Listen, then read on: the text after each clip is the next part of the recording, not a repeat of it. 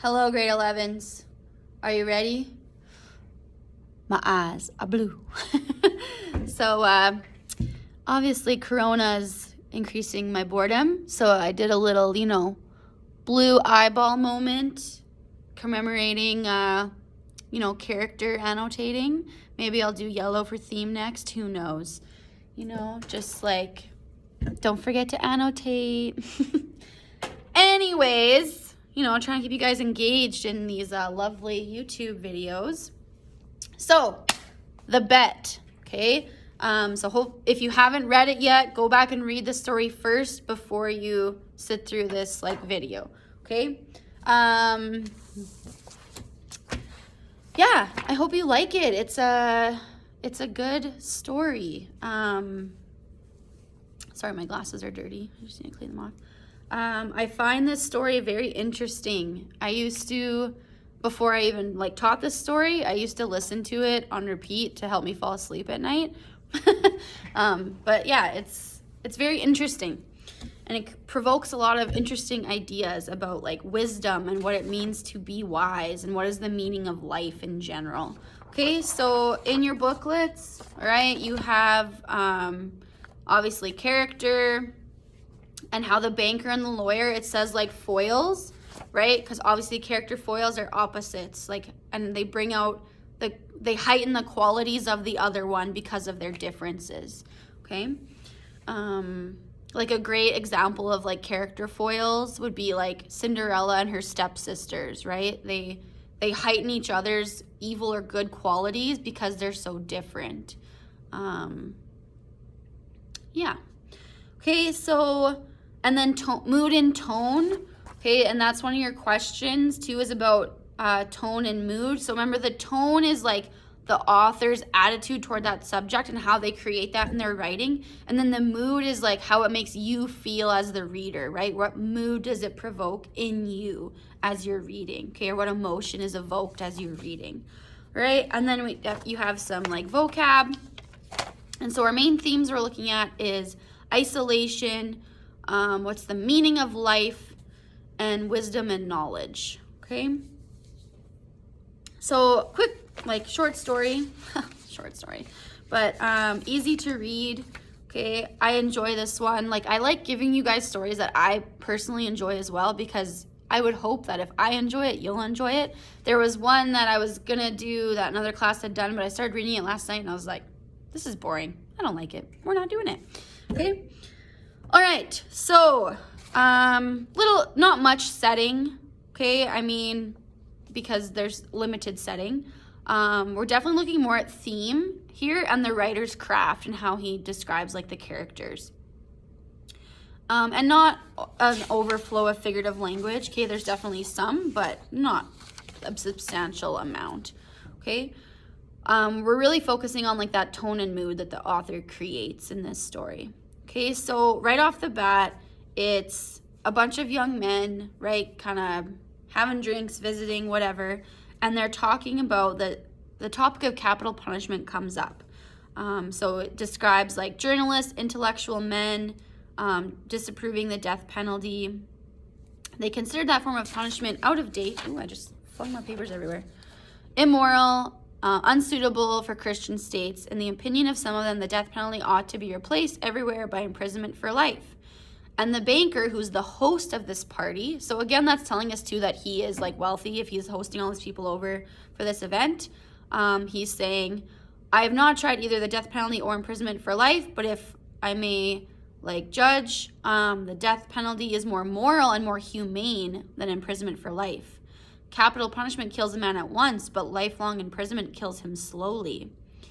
Which executioner is the more humane, he who kills you in a few minutes or he who drags the life out of you in the course of many years? So we see how that man views this subject, right? I mean, we're all individuals, we're all different people. So one of the questions I ask you is to research a real prisoner and what their opinion would be about it. But some people would say I don't want to sit in a cell for years and years and years, just kill me now, get it over with. So it's how you think, right? Some people might see it as an opportunity to read a lot of books, to learn a different language, right? right, keep in contact with family, and others are like, that's a waste of my time, I just want my life to be over. So it differs, like, personality wise, who you are. But no, we see the banker like sees it as like a negative. He would just want to be dead right away. And just kind of asking, like, can you create meaningful life if you are in prison for life, right? Can you create substance and quality in your day-to-day life if you are imprisoned? And I don't know about you guys, but I watch so many like murder documentaries, but even that new show on Netflix, like I Am a Killer, there's so many people on there, right, that are in prison for life, or we're on death row and got off of it, and they're so grateful for that because now they can have time to whatever, build relationships, create forgiveness with others. They see it as an opportunity, right? And what that does to your mental state, even like being on death row, right? Knowing death is imminent and it's coming creates like stress, obviously, for us humans, or like being in solitary confinement, right? How that evokes like stress and depression into people. But I digress. Like, that's one of your questions that things you can research. Number 3 on your questions. Okay, so back to the story. So this young guy, right, young lawyer, a young man of 5 and 20, so like 25, so he'll be 40 when he's let out. I know, I did math. And so they're kind of arguing, right, the banker and the lawyer, right? And he's saying, I would certainly choose the second. To live anyhow is better than not at all. The banker, who was younger and more nervous in those days, so kind of referring like the past. So you're getting a lot of character, right, with the like subtle character. So really make sure you comb through this story and see how the author describes these two different men, because it is more subtle than like upfront. And he's saying, it's not true, I'll bet you $2 million you wouldn't stay in solitary confinement for 5 years. And he says, if you mean that in earnest, said the young man, I'll take the bet, but I would stay not 5, but 15 years. I mean, like, kind of weird, right? Guys at a party, like, I bet you 15 and I'll raise you that 5 to 15. Kind of a big jump, but like, whatever. So it's creating that drama in this story. So he says, agreed. You stake your millions and I stake my freedom. And even on the bottom of page 1, right? And this wild, senseless bet was carried out. The banker, spoiled and frivolous. So describing how he is with his money. Was delighted at the bet, millions beyond his reckoning. Okay, so, and then they're like kind of teasing him on page 2. At the top there, it's like, think better of it, young man, while there is still time. To me, 2 million is a trifle, but you are losing 3 or 4 years of the best years of your life. I say 3 or 4 because you won't stay longer. So not believing he can do it. Don't forget either, you unhappy man, that voluntary confinement is a great deal harder to bear than compulsory. So knowing you have the freedom to leave might be harder than if you're forced to stay, right? Because then you have to like control yourself. It takes a lot of self-control to like stay in one place for a long time. Am I right? Corona relations in this story. Yikes. The thought that you have the right to step out in liberty at any moment will poison your whole existence in prison. I am sorry for you. So again, showing how he feels towards the idea. And like, is there truth in that, right? Like, is he wrong to say that? And looking at it, right, like he's saying, now the banker walking to and fro, remembering all of this. So again, he's thinking of the past. Asked himself, what was the object of that bet? What is the good of that man's losing 15 years of his life and throwing away 2 million? Can it prove that the death penalty is better or worse than imprisonment for life? No. It was all nonsensical and meaningless. So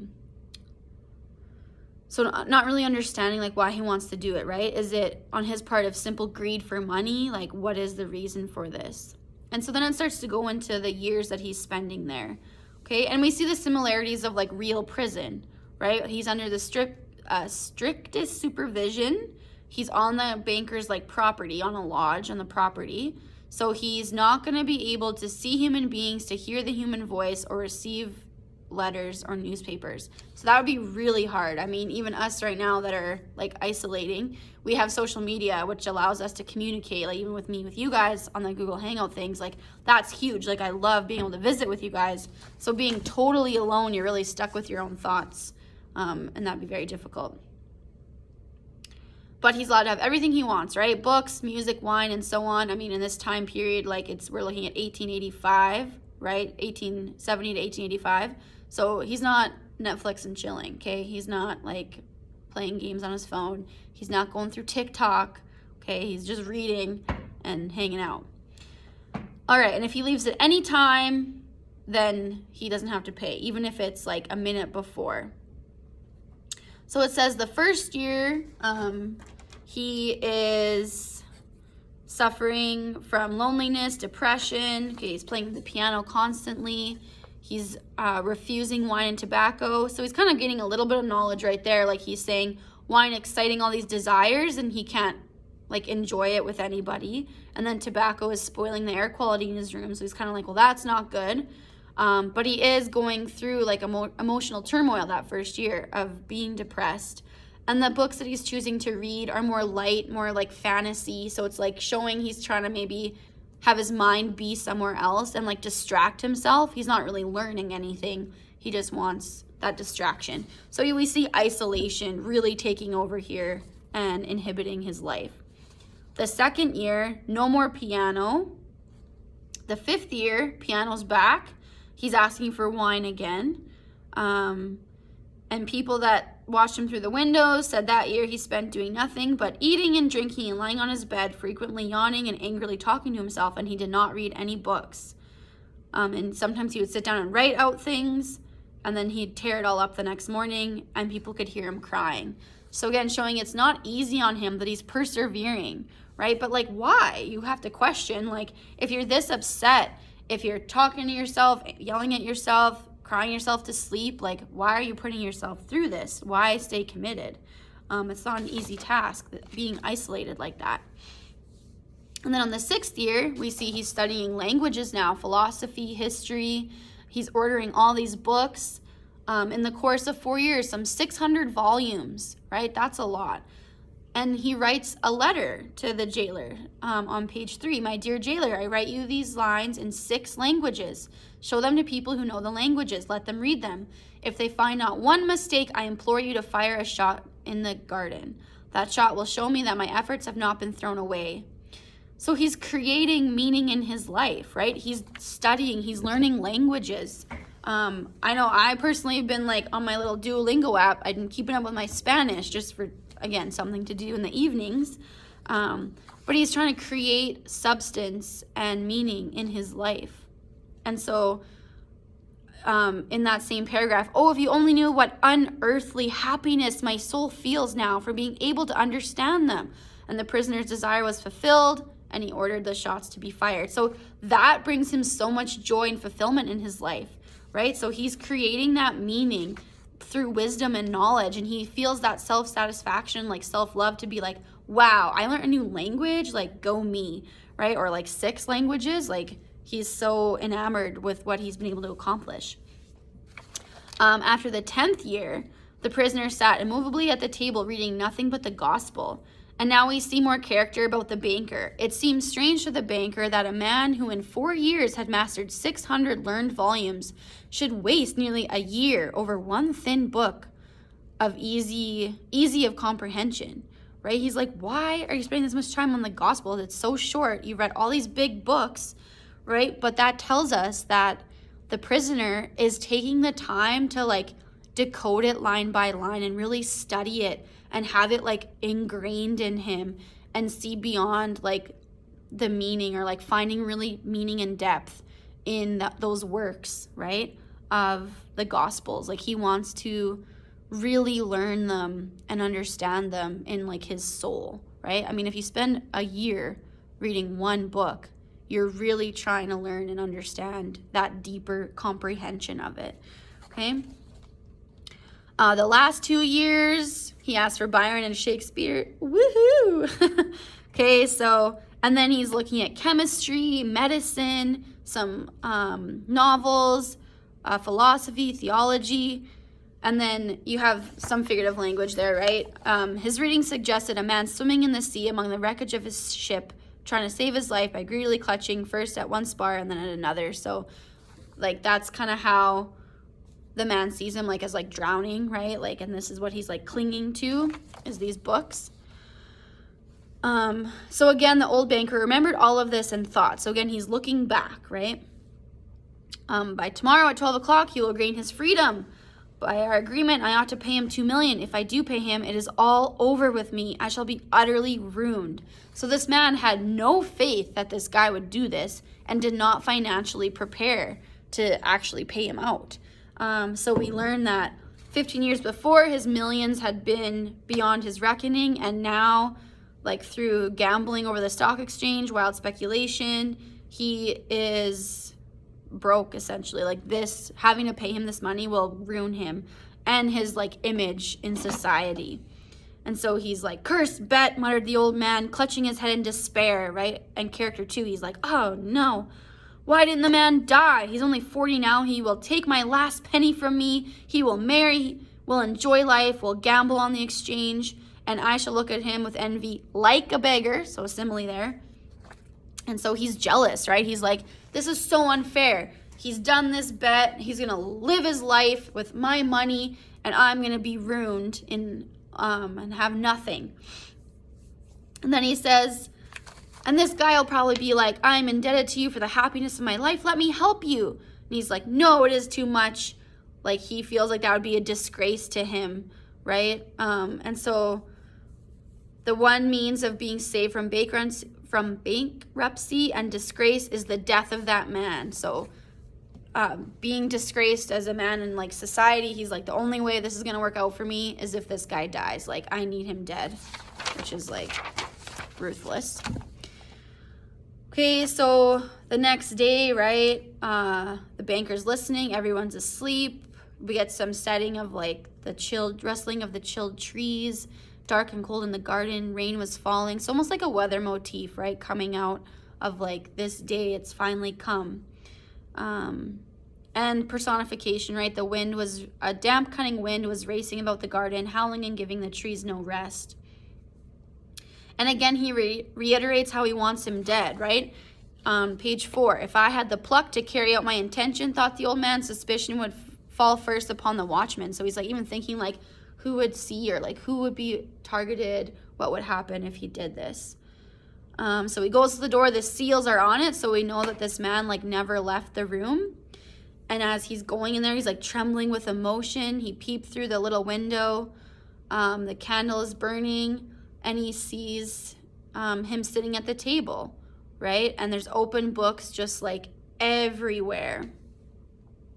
And 15 years imprisonment had taught him to sit still, like, of course. And that onomatopoeia a little bit, right? Of like the door creaking, the grating sound of the rusty lock. And then on page 4, like near the end, it's good description of character for like the prisoner, more like physical as well, but just what he looked like.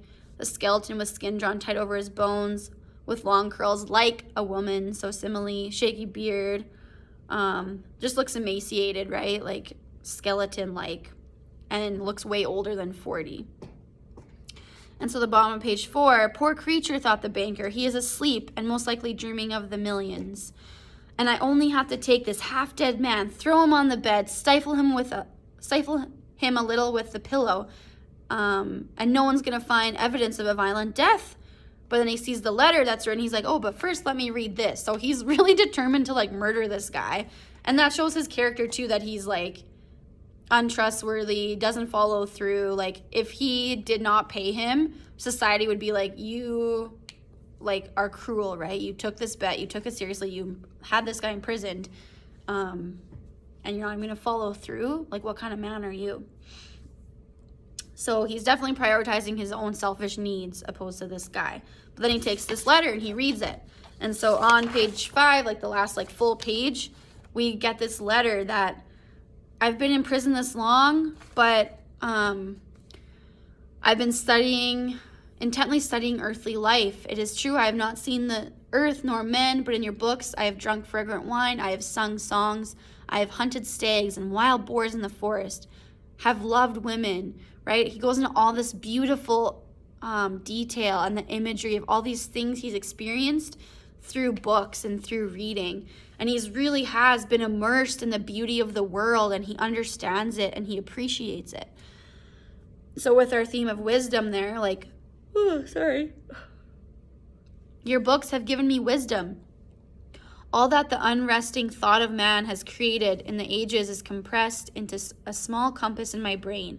I know that I am wiser than all of you. So because of all this years of study, like, he sees the world differently. He has developed this wisdom in his life. And I despise your books. I despise wisdom and the blessings of this world. It is all worthless, fleeting, illusionary, and deceptive, like a mirage. Another simile. You may be proud, wise, and fine, but death will wipe you off the face of the earth as though you were no more than mice burrowing under the floor. So metaphor there. And your posterity, your history, your immortal geniuses will burn or freeze together with the earthly globe. So he realized that, like, life is fleeting. Life is delicate. It should be treasured. And he just he sees the world differently than everybody else because of this years of, like, being by himself, right? Being solitary, being in isolation. He has this new outlook on life. And he says, you have lost your reason and taken the wrong path. You have taken lies for truth and hideousness for beauty. You will marvel it if, owing to the strange events of some sort, frogs and lizards suddenly grew on apple and orange trees instead of fruit, or if roses begin to smell like a sweating horse. So simile there again. So I marvel at you who exchange heaven for earth. I don't want to understand you. So I just feel like the human race too is, like, flawed, which we are in so many ways, right? But because he has this, like, deeper understanding and knowledge, he doesn't agree with, like, how human beings live and what we do. I mean, we all know, like, there's people all over the world that, like, abuse animals, abuse other people, are greedy, are selfish, looking out for only themselves. Like, even with this corona crisis, right? The people that are, like, stockpiling and, like, hoarding things and then trying to sell it to make a profit. Like, that just shows the greed and selfishness in our world, in our society. And it's hard to get people to understand that deeper wisdom and to understand that if we all work together, that's, like, the best way to succeed. But it's not something you can teach everybody. But yeah. And so the big point of the story, right? Big climax, page 5. So to prove to you in action how I despise all that you live by, I renounce the 2 million of which I once dreamed of paradise, and which now I despise. To deprive myself of the right to the money, I shall go out from here 5 hours before the time fixed, and so break the compact. Okay, so he decides, like, 5 hours before I'm out, just to prove that, like, I don't want this money anymore. I realize, like, the truth, and, like, money does not equal happiness.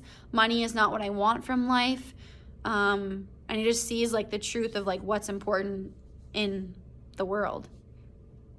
And we may really, like, you, me, like, we may find that really hard to understand and comprehend. Like, really, you spent 15 years and you're not even gonna take the money now? You're gonna break the deal? Like, why? Like, what would possess you to do that? And like the banker said, like, he's only 40. He could get married. He could have a family. He could go off and, like, have a life still. But he's choosing not to because of this newfound wisdom that he has. Okay? And then the banker is, like, he's so overwhelmed with emotion. He, like, cries that night. And he's happy that he gets to, like, keep his money. And so it shows, like, priorities, right? This man's only concerned with his image and his wealth.